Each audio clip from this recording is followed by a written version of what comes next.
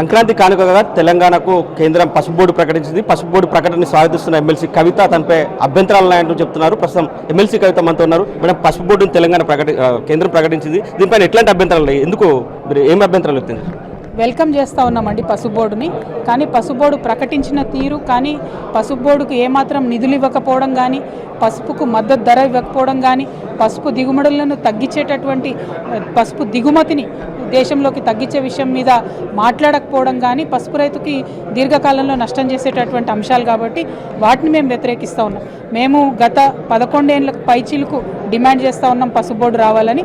ఈ డిమాండ్ చేసే క్రమంలో మేము అనేక సార్లు డిమాండ్ చేశాము, మీరు దిగుమతులను కంట్రోల్ చేయండి, వేరే దేశాల నుంచి వచ్చేటటువంటి చీప్ పసుపుతోని మన దేశంలో ఉండేటటువంటి పసుపు రైతులు నష్టపోతూ ఉన్నారని చెప్పి మేము డిమాండ్ చేయడం జరిగింది. కానీ అన్ఫార్చునేట్లీ బీజేపీ గవర్నమెంట్ సెంట్రల్లో వచ్చిన తర్వాత ఇప్పుడు డబుల్ అయిన ఇంపోర్ట్స్ ఏదైతుందో టర్మరిక్ ఇంపోర్ట్స్ డబుల్ అయినాయి. 2014లో ఉన్నదానికి ఇప్పుడు డబుల్ అయినాయి. దాంతో పసుపు రైతు నష్టపోతుంది.